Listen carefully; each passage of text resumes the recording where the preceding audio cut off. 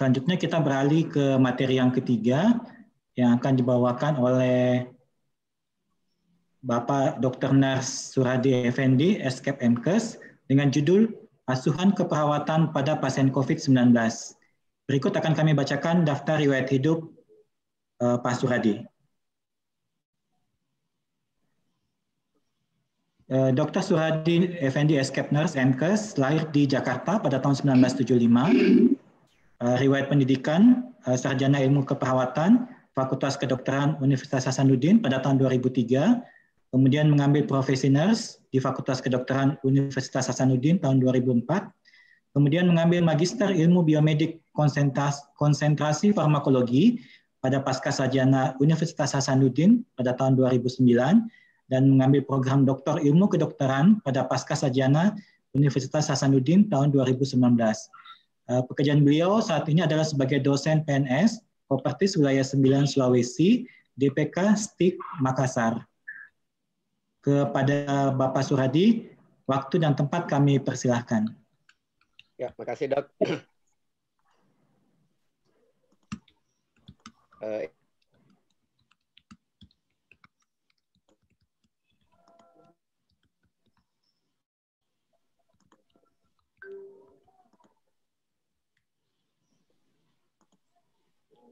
Baik, bismillahirrahmanirrahim. Assalamualaikum warahmatullahi wabarakatuh. Yang saya hormati moderator, yang saya hormati Bapak Ibu semua, peserta webinar hari ini. Izinkan saya mewakili Sulawesi Selatan para meresmikan PPNI, sehingga saya diutus untuk mewakili PPNI untuk memberikan materi terkait COVID-19 update dalam hal asuhan keperawatan pada pasien COVID-19. Di awal, saya mohon izin kepada Bapak Ibu semua karena sedari tadi saya tidak melihat ada pemateri yang menyajikan terkait data-data perkembangan kasus COVID-19 di dunia, maka izinkan saya di awal ini menyajikan data tersebut. Yang pertama, mari kita sama-sama mendoakan rekan-rekan kita yang telah gugur dalam perjuangan di COVID-19 ini. Sampai hari ini setidaknya sudah ada 135 orang perawat dan 194 orang dokter yang gugur akibat COVID-19. Ini saya kutip dari DPP PPNI tanggal 3 Desember 2020 dan dari PBID tanggal 10 Desember 2020. Sementara sampai hari ini, per jam 6 pagi tadi, jumlah kasus COVID-19 di dunia itu sudah lebih dari 71 juta dengan menempatkan Indonesia di urutan ke-19. Padahal di pekan sebelumnya Indonesia masih berada di urutan ke-22. Yang berikutnya lagi, yang ingin saya perlihatkan adalah perbandingan kejadian COVID baik di Amerika Serikat sebagai negara penyumbang terbanyak kasus terkonfirmasi di Indonesia, yang bisa kita lihat bahwa Indonesia sampai hari ini memegang rekor sebagai negara urutan pertama penyumbang terkonfirmasi COVID-19 di Asia Tenggara. Tapi ada yang unik bahwa sampai hari ini Kamboja dengan Timur Leste itu ternyata angka kematiannya masih 0. Data berikutnya yang ingin saya perlihatkan adalah tentang kasus harian perkembangan terkonfirmasi positif di berbagai belahan dunia. Bisa kita lihat Amerika Serikat sebagai penyumbang pertama, kemudian India sebagai negara kedua, kemudian Italia yang pernah habis-habisan menghadapi COVID-19, dan yang unik adalah Cina. Cina yang diduga sebagai tempat awal perkembangan COVID-19 ini, kita bisa lihat tadi dari timeline pemateri pertama, tapi ternyata sejak bulan Maret sampai Desember hari ini, itu tidak ada lagi penambahan kasusnya. Sementara untuk di Malaysia yang pernah flat sebelumnya, itu ternyata sekarang bertambah lagi kasusnya, juga demikian pula halnya dengan Indonesia. Nah, bisa kita lihat grafik penambahan di Indonesia, itu sama sekali belum pernah terjadi flat. Bahkan yang ada adalah cenderung naik terus. Nah, ini bisa kita lihat dari beberapa pakar epidemiologi, itu menyatakan bahwa apakah betul Indonesia layak melakukan yang namanya new normal, bisa kita lihat dari perbandingan grafik yang ditawarkan oleh beberapa pakar epidemiologi tersebut. Yang berikutnya, yang unik lagi, di bulan Oktober dengan November itu kita lihat bahwa memang secara angka kasus terkonfirmasi COVID-19 di Indonesia itu cenderung menurun. Tapi jika kita teliti dengan seksama, ternyata yang menyebabkan menurun salah satunya bukan karena kasusnya memang yang berkurang, tapi ternyata pemeriksaan real time PCR-nya yang di bawah standar yang dianjurkan oleh WHO. Sehingga kita bisa lihat penurunannya itu sebenarnya hanya penurunan semu. Ya, di sini bisa kita lihat bahwa ternyata data yang disajikan oleh WHO hanya ada 3 provinsi di Indonesia yang berhasil mempertahankan standar testing, yaitu DKI Jakarta, Sumatera Barat, dengan Kalimantan Timur. Nah, bagaimana dengan kasus di Sulawesi Selatan? Untuk data provinsi itu sendiri, bisa kita lihat bahwa sampai hari ini penyumbang terbanyak kasus COVID-19 adalah Jakarta, disusul dengan Jawa Timur, kemudian Jawa Tengah, Jawa Barat, dan Sulawesi Selatan sebagai provinsi penyumbang kelima. Nah, saya menduga dalam beberapa pekan ke depan bisa jadi Sulawesi Selatan itu akan diambil alih posisinya oleh Kalimantan Timur, yang bisa kita lihat angkanya sudah mendekati jumlah dari kasus di Sulawesi Selatan.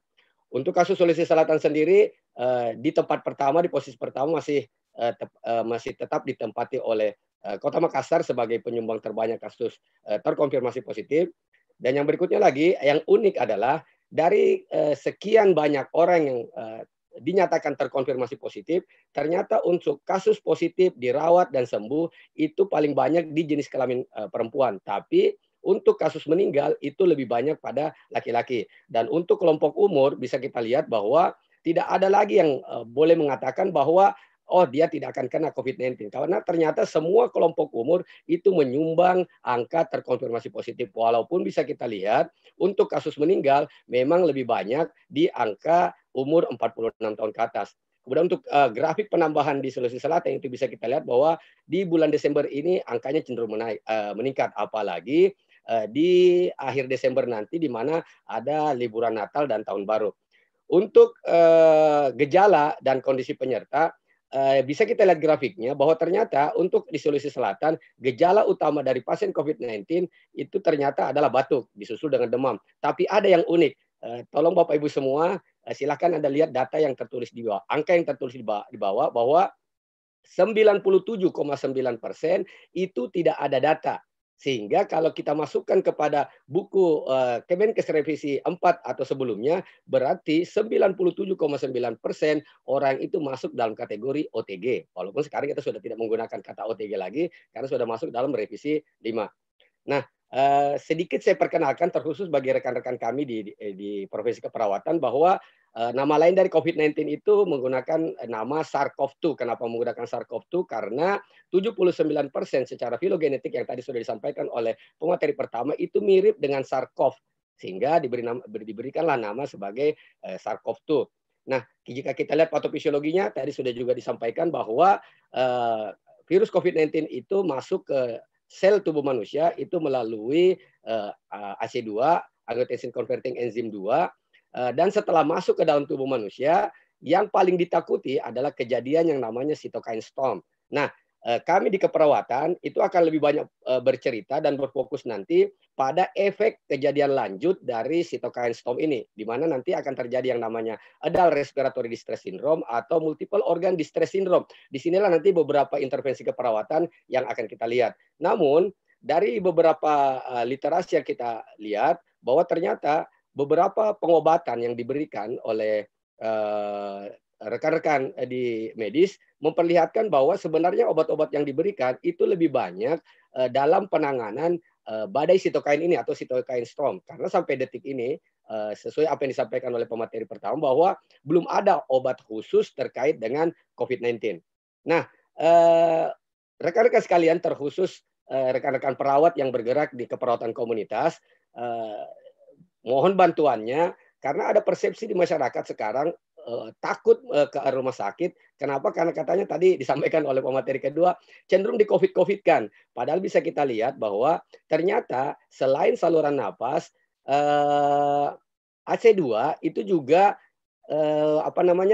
ditemukan pada organ-organ lainnya. Jadi wajar saja kalau beberapa pasien itu memunculkan gejala di luar gejala yang khusus pada penyakit COVID itu sendiri. Sehingga sebenarnya bukan di COVID-COVID-kan, tapi wajar saja kalau beberapa orang mengatakan bahwa COVID-19 itu adalah suatu penyakit dengan 1001 wajah. Ya, karena memang gejala-gejala penyakit lainnya juga ditemukan pada penyakit COVID-19 ini. Nah, secara epidemiologi bisa kita lihat bahwa masa inkubasi rata-ratanya adalah 5,2 hari dengan kontingensi interval dari 95% adalah 4,1 sampai 7,0 dengan distribusi rata-rata pada hari ke 12,5 hari. Kemudian yang unik adalah untuk angka basic reproduction number atau RO-nya itu dirata-ratakan di dunia ini bahwa satu orang penderita COVID itu akan menularkan ke 2 atau 3 atau 4 orang lah. Ya, sehingga kalau kita melihat grafik penyebaran penambahan kasus COVID-19 di Indonesia, logikanya sih sangat tidak masuk akal. Kenapa? Tiba-tiba misalnya kita lihat angka di Sulawesi Selatan, dari yang sebelumnya 150 orang terkonfirmasi, tiba-tiba besok jadi 50. Padahal kalau kita lihat di basic reproduction number-nya atau RO-nya, jika 150 orang itu menularkan kepada 2 orang minimal, ya berarti besoknya ada penambahan sekitar 300. Jadi memang wajar saja lah kalau angkanya cenderung seperti lintasan roller coaster. Kenapa? Karena jangankan masyarakat, rekan-rekan di pelayanan kesehatan pun, kalau misalnya akan dilakukan yang namanya pemeriksaan swab test untuk real time PCR, ternyata rekan-rekan kita sendiri banyak yang takut, apalagi masyarakat. Ya, dengan pandangan bahwa kalau kita dinyatakan positif, ya tunggu saja, sebentar kita akan ditelepon dan dijemput oleh orang-orang yang berpakaian astronot. Itu menurut masyarakat. Dan yang berikutnya tadi sudah disampaikan oleh pemateri kedua bahwa dengan menggunakan buku pedoman yang revisi kelima, bahwa tidak ada lagi pengistilahan tentang PDP, OTG, tapi yang ada adalah probable konfirmasi dan discharge. Dari situ bisa kita lihat untuk kasus yang terkonfirmasi, apakah tanpa gejala, gejala ringan, gejala sedang, dan gejala berat. Dan berdasarkan data yang kita lihat bahwa ternyata kasus kematian itu lebih banyak pada pasien-pasien yang masuk kategori kritis dan berat. Sementara untuk yang gejalanya gejala ringan dan sedang dan tanpa gejala, itu persentase kematiannya cukup rendah. Lanjut, yang berikutnya adalah gejala yang sering kita temukan pada saat kita melakukan pengkajian, terkhusus rekan-rekan di keperawatan, pada saat melakukan pengkajian pada pasien yang dinyatakan terkonfirmasi positif COVID-19. Ada yang unik bahwa di publikasi-publikasi di bulan November dan bulan Desember, itu ternyata ada tambahan satu gejala yang unik, yaitu berupa munculnya gejala delirium, terkhusus pada pasien-pasien COVID-19 yang masuk kategori lansia. Sehingga dari data-data ini, nanti bisa kita susunlah apa asuhan keperawatan yang akan kita berikan pada penderita COVID-19 ini. Dan untuk kami di keperawatan, untuk penegakan diagnosis, penegakan intervensi, itu kami masih berpedoman pada buku yang dikeluarkan oleh DPP PPNI, yaitu SDKI, Standar Diagnosis Keperawatan Indonesia, Standar Luaran Keperawatan Indonesia, dan Standar Intervensi Keperawatan Indonesia.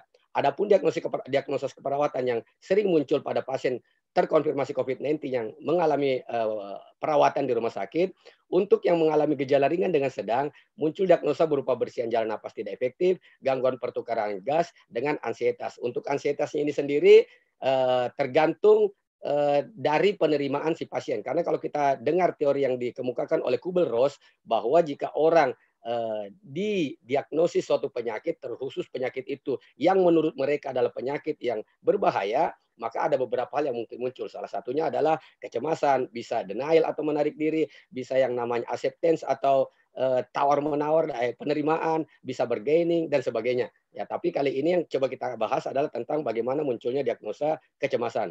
Sementara untuk gejala berat dan gejala kritis, itu muncul diagnosa keperawatan berupa gangguan ventilasi spontan, risiko shock yang tadi sudah dibahas dan dipaparkan oleh pemateri pertama, dengan gangguan sirkulasi spontan. Dari sinilah nanti bisa kita lihat bagaimana algoritma penegakan diagnosis keperawatan tersebut. Untuk bersihan jalan napas, maka pada pasien COVID-19 yang mengalami sesak napas, jika kita lakukan pengkajian lebih lanjut, ditemukan tidak yang namanya sekret. Jika ditemukan, maka diagnosis itu bisa ditegakkan dengan validasi tambahan data berupa batuk yang tidak efektif. Begitupun dengan gangguan pertukaran gas.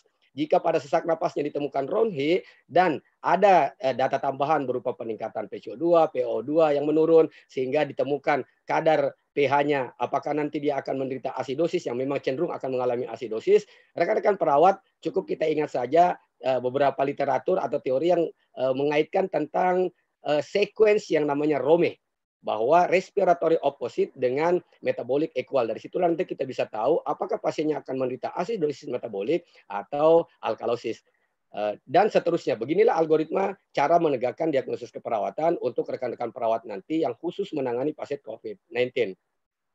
Sementara untuk keluaran keperawatannya, diharapkan nanti untuk diagnosis bersihan jalan napas yang tidak efektif, mudah-mudahan dalam 24 jam bersihan jalan napas akan meningkat dengan beberapa kriteria. Salah satunya adalah batuk efektif yang meningkat, kemudian sekutu menurun, wheezing menurun. Sementara untuk gangguan pertukaran gas, dalam waktu 2-4 jam pertukaran gasnya kembali meningkat, bisa diperlihatkan dengan respiratory rate-nya yang 12-20 kali per menit, kemudian SpO2-nya lebih dari 90%, dan seterusnya. Sementara untuk kecemasannya itu sendiri, di mana kita lihat nanti tingkat kecemasannya menurun dengan perasaan bingung menurun, perasaan khawatir menurun, dan sebagainya. Bapak Ibu yang saya hormati, sekedar menginformasikan saja pengalaman kami, saya tidak bisa membayangkan bagaimana pasien-pasien yang sudah dinyatakan terkonfirmasi positif.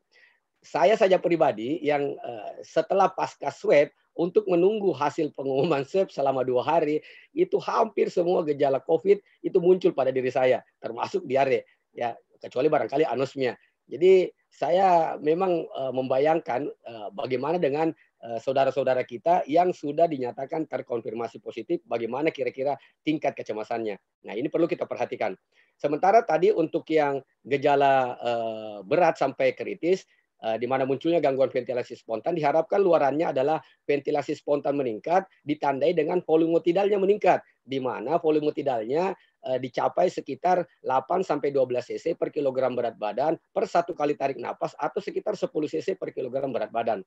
Kemudian untuk resiko shock dalam waktu 8 jam, mudah-mudahan tingkat shocknya menurun. Jadi kalau yang tadinya masuk kategori shock kelas 4 jadi shock kelas 3, kelas 2, dan kelas 1. Untuk gangguan sirkulasi spontannya, mudah-mudahan setelah 30 menit sirkulasi spontannya kembali meningkat, ditandai dengan tingkat kesadarannya meningkat, heart rate-nya dalam kategori normal, dan yang unik lagi adalah EKG normal. Nah, rekan-rekan sejawat sekalian, terkhusus Bapak Ibu dokter, kami ingin menyampaikan keunikan di rekan-rekan kami perawat bahwa jika kita bercerita tentang EKG, itu banyak rekan-rekan perawat yang merasa ketakutan. Padahal kalau kita lihat KMK yang dirilis oleh Menteri Kesehatan bulan Juli tahun 2020 yang terbaru, bahwa ternyata EKG, baik pembacaan ataupun pemasangan, itu sudah masuk kompetensi perawat area 4. Artinya, dia bukan hanya tahu, dia bukan hanya mengerti, tapi dia sudah harus bisa melakukan dan bahkan membaca EKG. Minimal EKG normal. Ya, sebentar akan saya perlihatkan implikasinya. Nah, mari kita lihat intervensi untuk beberapa diagnosis keperawatan tadi. Untuk bersihan jalan napas tidak efektif, maka kita lakukanlah manajemen jalan napas. Salah satunya dengan memposisikan pasiennya semipolar atau polar. Bahkan kalau perlu kita lakukan kolaborasi dengan pemberian bronkodilator mukolitik dalam tanda kutip jika perlu. Yang berikutnya, untuk bersihan jalan napas yang tidak efektif, kita lakukanlah manajemen isolasi. Tadi pemateri kedua sudah menyampaikan bagaimana risiko pemaparan pada petugas kesehatan pada saat melakukan pemberian pelayanan kepada pasien yang terkonfirmasi positif COVID-19. Maka salah satu saran saya terkhusus untuk pelaksana kegiatan hari ini, barangkali untuk meminimalkan tingkat kepaparan rekan-rekan kita terhadap pasien COVID-19, ini salah satu rujukan yang bisa kita lakukan dalam hal melaksanakan triase di IGD. Ya, kita gunakan guideline ini. Jadi pada saat pasien masuk ada beberapa pertanyaan yang bisa kita berikan kepada mereka sehingga nanti bisa kita lihat apakah pasien ini harus masuk di triase unit untuk kemudian akan ditransfer ke ruang isolasi atau sebaiknya pasiennya dianjurkan saja kembali untuk melakukan home care. Dari situ nanti kita bisa lihat lagi apa yang harus kita tanyakan untuk mengetahui apakah pasien ini layak masuk ke ruang isolasi atau menunggu dulu di ruang tunggu isolasi. Sehingga sebagai hasil akhirnya dari situ nanti kita bisa tahu apakah pasien ini masuk kategori emergency severity index 1, 2, 3 atau 4 atau 5. Salah satu contohnya adalah pasien-pasien yang akan dilakukan tindakan CPR itu masuk dalam kategori EC1. Yang berikutnya, untuk yang pemberian terapi oksigen pada diagnosis gangguan pertukaran gas, itu salah satunya adalah berikan oksigen. Tadi sudah disampaikan bagaimana pemberian high flow melalui kanula nasal. Kemudian bagaimana berkolaborasi dengan rekan sejawat kita untuk memberikan dosis yang tepat untuk pemberian oksigennya. Di sini bisa kita lihat dari protokol tata laksana COVID-19 yang disepakati oleh 5 organisasi profesi bahwa jelas kelihatan bahwa untuk pasien yang akan dilakukan intubasi dan pemberian ventilasi, dalam hal ini ventilator, maka kita bisa lihat untuk pasien yang henti jantung dan gangguan jalan napas itu jelas bahwa nanti dia akan dilakukan pemberian intubasi. Tapi untuk pasien yang hanya mengalami sesak dengan respiratory rate di atas 30 kali per menit, kemudian pasiennya mengalami hipoksemia, itu ada beberapa tata cara algoritma lanjutan sehingga nanti bisa diindikasikan apakah pasiennya harus diintubasi atau tidak perlu diintubasi. Nah, sementara jika pasiennya tidak perlu dilakukan intubasi, maka lagi-lagi pemberian high flow nasal kanul itu adalah yang terbaik. Di sini bisa kita lihat bahwa pasiennya agak lebih ringan dan lebih gampang dilakukan oleh rekan-rekan yang menangani langsung pasien COVID-19 ini.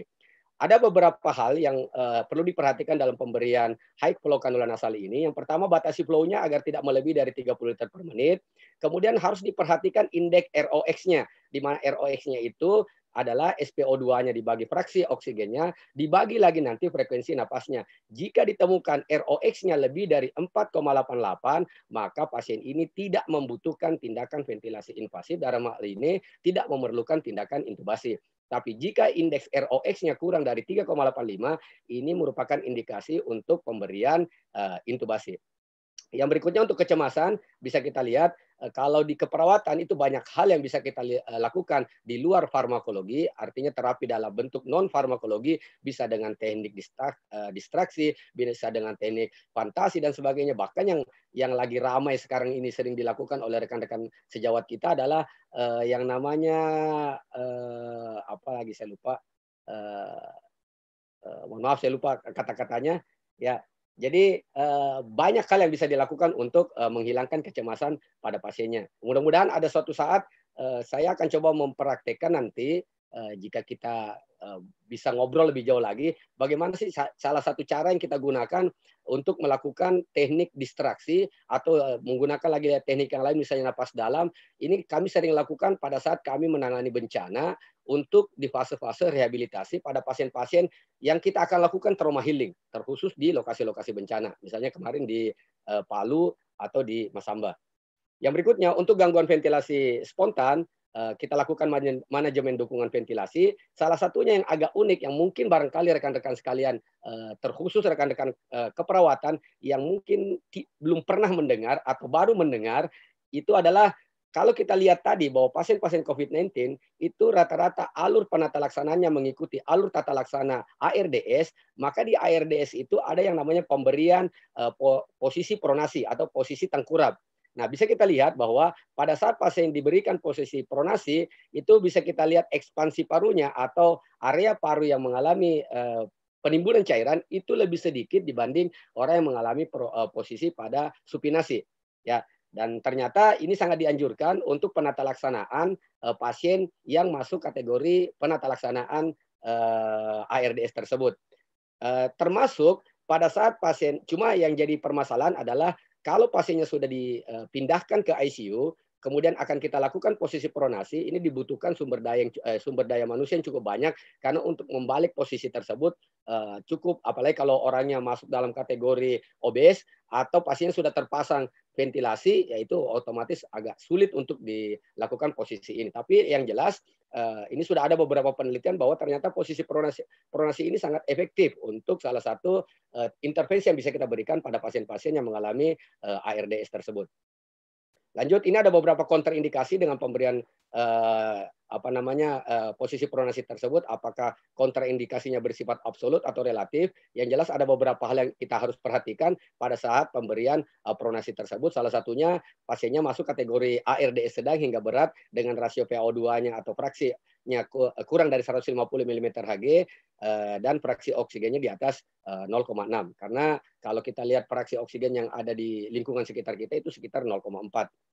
Yang berikutnya, untuk pencegahan shock, seperti apa yang disampaikan oleh pemateri pertama tadi, yaitu kalau beberapa intervensi yang bisa kita lakukan, salah satunya adalah dengan pemasangan jalur intravena. Nah, yang unik adalah pada saat pasien menderita shock, itu bisa kita tanya teman-teman yang berpengalaman melakukan pemasangan IV lain, itu ternyata sangat sulit dilakukan pemasangan infus melalui jalur intravena. Nah, mari kita lihat beberapa algoritma yang dikeluarkan oleh beberapa himpunan, baik di kedokteran maupun di keperawatan. Ternyata alternatif dari pemasangan jalur IV, jika jalur IV sulit dilakukan, maka alternatifnya adalah pemasangan infus lewat intraoseus atau lewat tulang. Ini barangkali yang masih jarang disosialisasikan kepada teman-teman kita, bahwa pemasangan alternatif untuk jalur IV adalah IO. Sementara akan saya perlihatkan bagaimana rekomendasi yang dikeluarkan oleh American Heart Association. Nah, bisa kita lihat dari guideline ini bahwa ternyata untuk pasien-pasien yang diberikan cairan, yang terkhusus pasien-pasien yang mengalami COVID-19, itu ternyata cairan yang paling direkomendasikan adalah cairan kristaloid. Sama seperti apa tadi yang disinggung oleh pemateri pertama yang menggunakan algoritma dari NIC, bahwa cairan utama yang diberikan pada pasien COVID-19 adalah cairan kristaloid. Ini guideline yang dikeluarkan, dipublish tahun 2015 yang diupdate mengikuti perkembangan dari COVID-19 ini terakhir di bulan Juni 2020. Nah, terakhir untuk diagnosis berupa gangguan sirkulasi spontan, di sini kita lakukan manajemen code blue.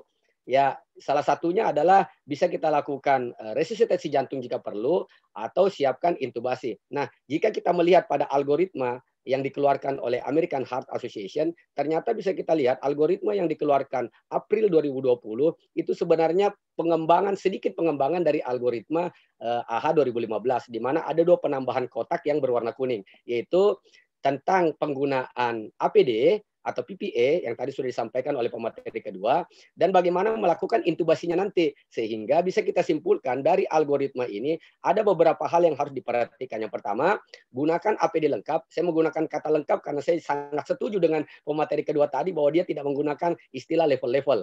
Yang berikutnya, pertimbangkan kelayakan resusitasi, batasi personel. Kalau biasanya tim Code Blue itu sekitar 5 atau 6, tapi sejak adanya pandemi COVID-19 ini, kalau bisa dibatasi hanya sekitar 3-4 orang, yang bisa jadi 3-4 orang ini ada yang berperan ganda. Kemudian gunakan HEPA filter, dan yang unik adalah gunakan chest only compression jika memang alat-alat untuk memberikan ventilasi itu tidak dimiliki atau memiliki tapi tidak aman. Dan sebaiknya jika melakukan RJP, kalau dulu di 2015 AHA merekomendasikan RJP manual lebih bagus daripada RJP mekanik, tapi ternyata di COVID-19 ini, di pandemi ini, RJP mekanis itu lebih direkomendasikan dari RJP manual. Bisa kita lihat dari cuplikan video ini, mudah-mudahan bisa dilihat sejenak. Ya, ini beberapa alat yang bisa kita pakai untuk melakukan RJP mekanis. Cuma mohon maaf karena videonya ini dibuat pada saat sebelum pandemi COVID. Tapi beginilah barangkali alat-alat yang akan kita pakai.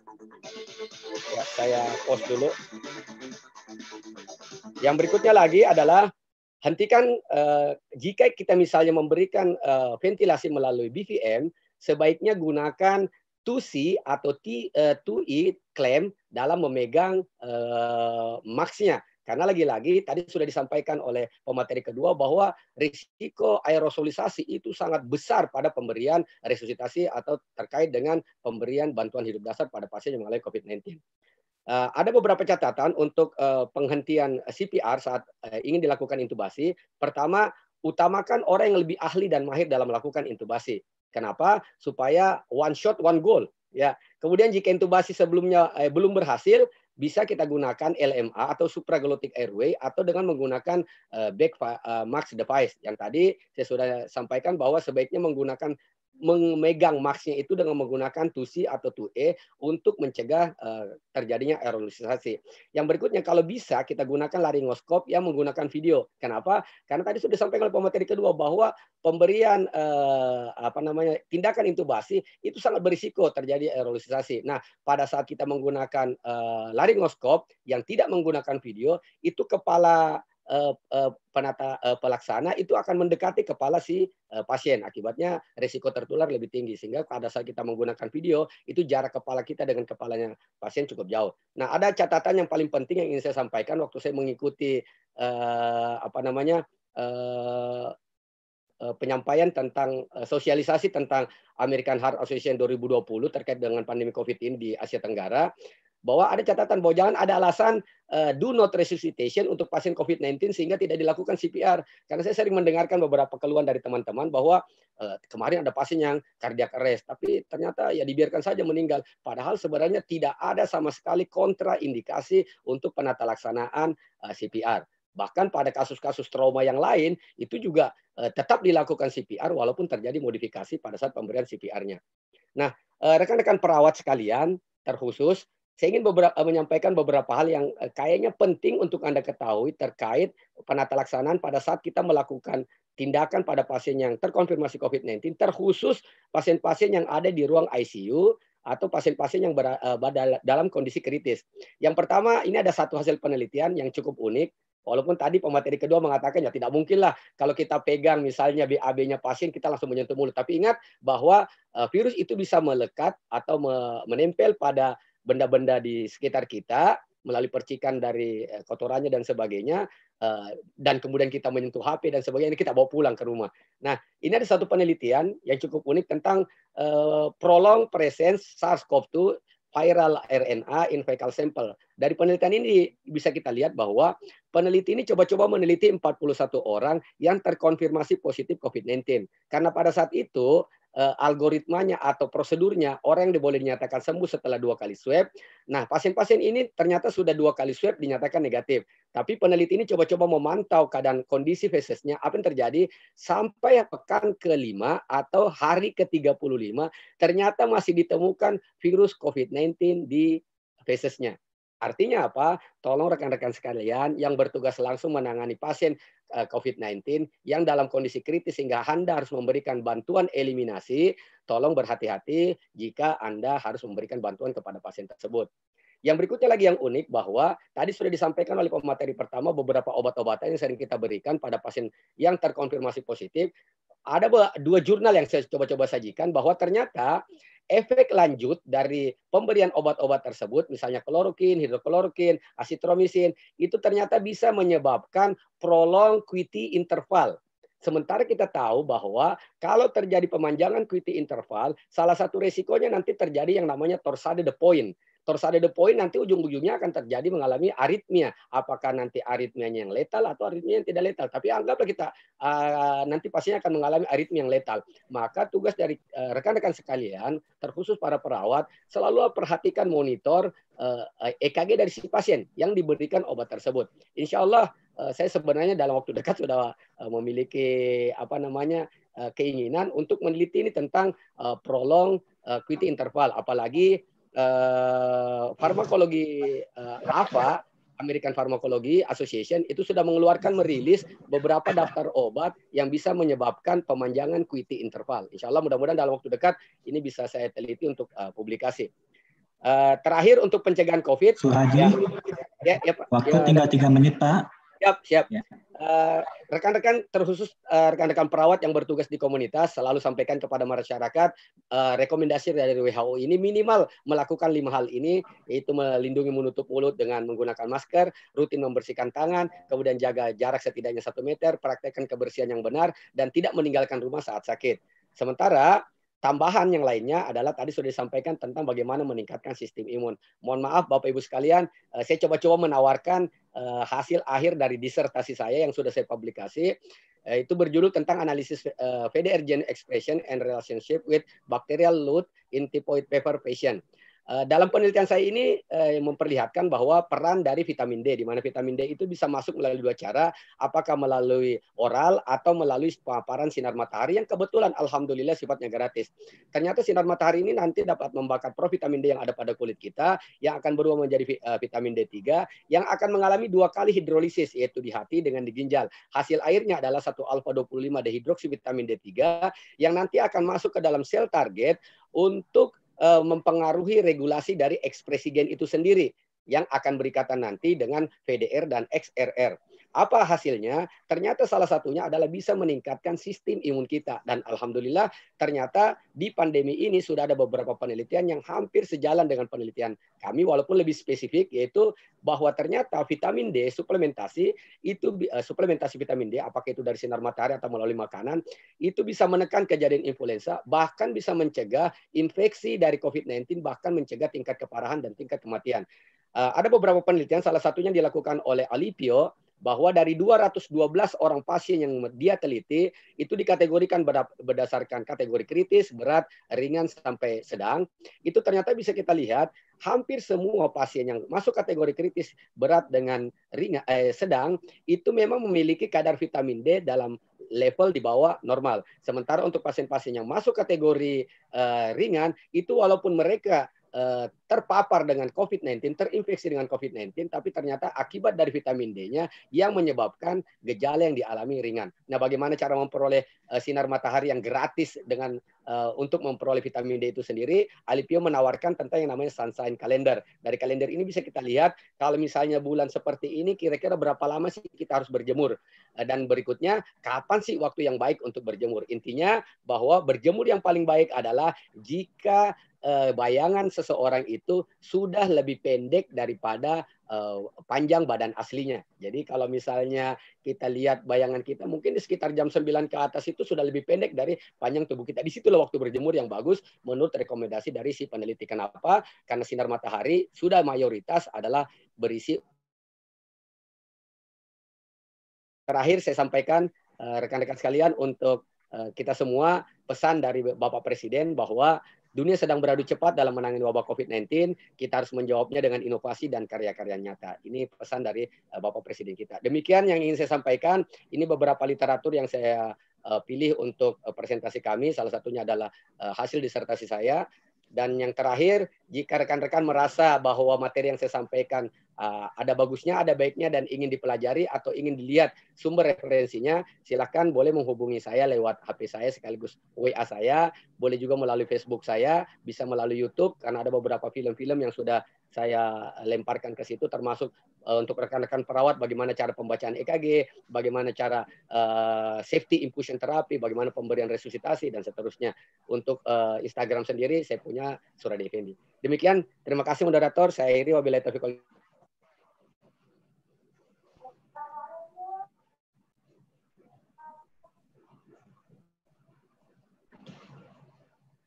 Oke, terima kasih kepada Bapak Suradi atas pemaparan materinya yang sangat komprehensif sekali. Dengan selesainya materi ketiga, maka sesi pertama webinar kita telah selesai dan kita akan masuk ke sesi tanya jawab selama kurang lebih 30 menit. Saya ingatkan sekali lagi kepada para teman-teman peserta yang ingin menanyakan pertanyaan kepada para pemateri, kepada para narasumber kita, silakan menuliskan di kolom Q&A dengan mencantumkan asal atau tempat kerja dan ditujukan kepada pemateri yang mana. Nah, sebelum kita masuk ke sesi berikutnya, kita akan menyaksikan terlebih dahulu sebuah video tentang profil Rumah Sakit Hikmah. Kepada panitia dipersilahkan.